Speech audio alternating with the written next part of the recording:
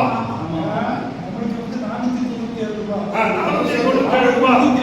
அப்ப நமக்கு பிடித்தம் செய்யப்படுகின்ற காப்பீட்டுக்கான கட்டணம் என்பது 497 ரூபாய்.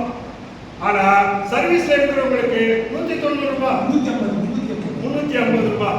அப்ப இது பாருங்க, ஏறக்குறைய நாம 1.5 மடங்கு நாம காப்பீட்டு கட்டணத்தை கூடுதலாக செலுத்தி, ஆனா நமக்கு என்னன்னா, நீங்க இன்சூரன்ஸா நீங்க ரீஇம்பர்ஸ்மெண்ட் வாங்கிக்கிறீங்க.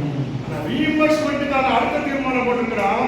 ரீஇம்பர்ஸ்மெண்ட்டுக்கான பிரச்சனை இங்க இருந்து எழுதி அதுக்கப்புறம் அதை எடுத்துட்டு போய் கலெக்டர் தலைமையில டிபிஎச் அதுக்காக நாம 2வது தீர்மானமாக முன்மொழிவது இப்ப இருக்கிற மாதிரி கலெக்டரேட்ல வச்சு அதுக்கப்புறம் அப்ரூவல் ஆகி கிட்டத்தட்ட 1 வருஷம் ஆயிட்டு வருது ரீஇம்பர்ஸ்மெண்ட் வாங்குறதுக்கு. அப்ப அந்த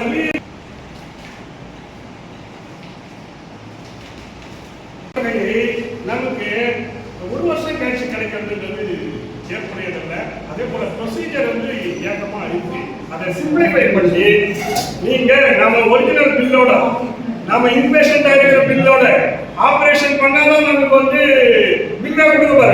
அப்ப நாம வந்து சாதாரணமா ஃபேக்கான பில்லெல்லாம் தரத்துக்கு 100% வாய்ப்பே இல்லை. அப்ப இன்னைக்கு எல்லா மருத்துவமனையும் டிஜிட்டலைஸ் ஆயிடுச்சு. இப்பெல்லாம் யாரும் வந்து கையால பில்லு போட்டு கொடுக்குறவங்களே கிடையாது. எல்லாமே டிஜிட்டலைஸ். இங்க என்ட்ரி போட்டாங்கன்னா இது வந்துடுது. அப்ப டிஜிட்டலைஸ் ஆன இந்த சூழல்ல நாம கொடுக்கிற பில்களை ஏற்றுக்கொண்டு அதை உடனடியா, அதாவது நாம அப்ளை பண்ணோம்னா 1 மாசத்துல பணம் வந்தா பரவாயில்ல.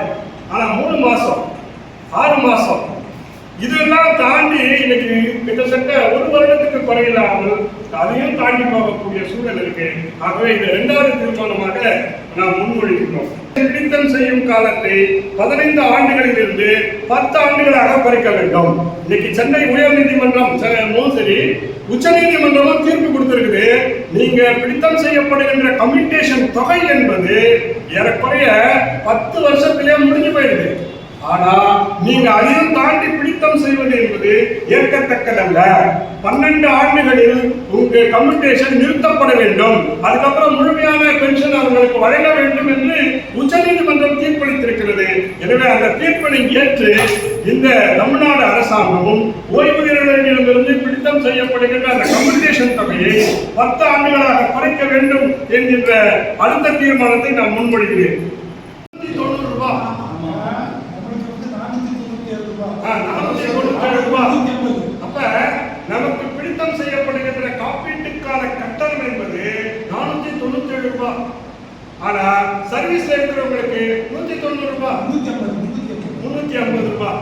அப்ப இது பாருங்க, ஏறக்குறைய நாம 1.5 மடங்கு நாம காப்பீட்டு கட்டணத்தை கூடுதலாக செலுத்தி, ஆனா நமக்கு என்னன்னா, நீங்க இன்சூரன்ஸா நீங்க ரீஇம்பர்ஸ்மெண்ட் வாங்கிக்கிறீங்க.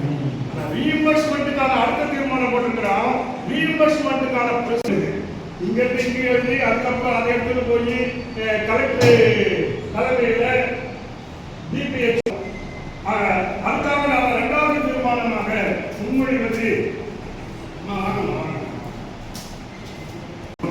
இப்ப இருக்கிற மாதிரி கலெக்டரேட்ல வச்சு அதுக்கப்புறம் அப்ரூவல் ஆகி கிட்டத்தட்ட 1 வருஷம் ஆயிட்டு வருது ரீஇம்பர்ஸ்மெண்ட் வாங்குறதுக்கு.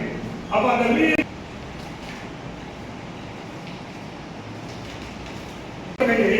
நமக்கு 1 வருஷம் கழிச்சு கிடைக்கிறது ஏற்புடையதில்ல.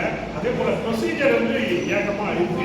அதை சிம்பிளிஃபை பண்ணி நீங்க நம்ம ஒரிஜினல் பில்லோட நம்ம இன்பேஷன்ட் ஆகிற பில்லோட ஆபரேஷன் பண்ணாதான் நமக்கு வந்து பில்லை கொடுக்க போற.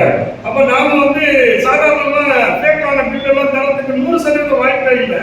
அப்ப இன்னைக்கு எல்லா மருத்துவமனையும் டிஜிட்டலைஸ் ஆயிடுச்சு. இப்பெல்லாம் யாரும் வந்து கையால பில்லு போட்டு கொடுக்குறவங்களே கிடையாது. எல்லாமே டிஜிட்டலைஸ். இங்க என்ட்ரி போட்டாங்கன்னா இது வந்துடுது. அப்ப டிஜிட்டலைஸ் ஆன இந்த சூழல்ல நாம கொடுக்கிற பில்களை ஏற்றுக்கொண்டு அதை உடனடியா, அதாவது நாம அப்ளை பண்ணோம்னா 1 மாசத்துல பணம் வந்தா பரவாயில்ல. ஆனா 3 மாசம் 6 மாசம் இதெல்லாம் தாண்டி இன்னைக்கு கிட்டத்தட்ட 1 வருடத்துக்கு குறையில்லாமல் அதையும் தாண்டி போகக்கூடிய சூழல் இருக்கு. ஆகவே இது 2வது தீர்மானமாக நாம் முன்மொழிகிறோம். பிடித்தம் பிடித்தம் செய்யும் காலத்தை 15 ஆண்டுகளில் இருந்து 10 ஆண்டுகளாக குறைக்க வேண்டும். இன்னைக்கு சென்னை உயர்நீதிமன்றம் மோசடி உச்ச நீதிமன்றமும் தீர்ப்பு கொடுத்திருக்குது. நீங்க பிடித்தம் செய்யப்படுகின்ற கம்யூட்டேஷன் தொகை என்பது ஏறக்குறைய 10 வருஷத்திலே முடிஞ்சு போயிடுது. ஆனா நீங்க அதையும் தாண்டி பிடித்தம் செய்வது என்பது ஏற்கத்தக்கதல்ல. 12 ஆண்டுகளில் உங்க கம்யூட்டேஷன் நிறுத்தப்பட வேண்டும். அதுக்கப்புறம் முழுமையான பென்ஷன் அவர்களுக்கு வழங்க வேண்டும் என்று உச்சநீதிமன்றம் தீர்ப்பளித்திருக்கிறது. எனவே அந்த தீர்ப்பினை ஏற்று இந்த தமிழ்நாடு அரசாங்கமும் ஓய்வூதியர்களிடமிருந்து பிடித்தம் செய்யப்படுகின்ற அந்த கம்யூட்டேஷன் தொகையை 10 ஆண்டுகளாக குறைக்க வேண்டும் என்கின்ற அடுத்த தீர்மானத்தை நான் முன்மொழிகிறேன். நமக்கே கட் பண்ணாலும் ஆச்சரியம் வருது. அப்ப இதை முதல்ல முறையிலேயே கிட்டி எறிய வேண்டும் என்பதற்காகவே இந்த கோரிக்கையை நாம் முன்வைத்து செயல்பட்டுக் கொண்டிருக்கின்றோம். நிச்சயமாக நாம் கேட்டு பெற வேண்டியதை பெறுவதற்கான ஒரு இயக்கமாக தமிழ்நாடு ஓய்வு பெற்ற பள்ளிக்கல்லூரி ஆசிரியர் நலசங்கமானது தொடர்ந்து செயலாற்ற வேண்டும்.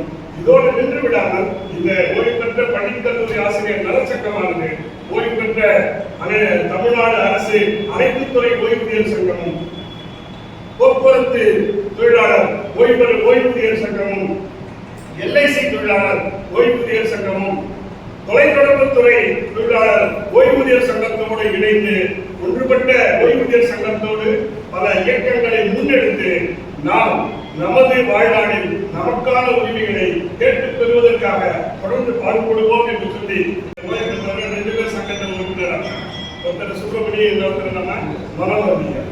அதே போல மாவட்ட தொடக்க கல்வி அலுவலராக இருந்து பணி நிறைவேற்றுவதும் இருக்கிறார். தலைமை ஆசிரியர் இருக்கிறாங்க, முதுநிலை ஆசிரியர் இருக்கிறாங்க, பட்டதாரி ஆசிரியர்கள் இருக்கிறாங்க, தொழிற்கல்வி ஆசிரியர்களும் இருக்கிறார்கள், இடைநிலை ஆசிரியர்களும் இருக்கின்றார்கள். ஆக இது ஒரு நல்ல ஒரு பேரமைப்பு. இந்த பேரமைப்பு இன்னைக்கு டைரியா நாம பார்த்தா தெரியும். மாநிலம் முழுவதும் 2 மாவட்டங்களை தவிர 38 மாவட்டங்களில் அமைப்பை கொண்டு இயங்குகின்ற ஒரு பேர் இயக்கம். அதோடு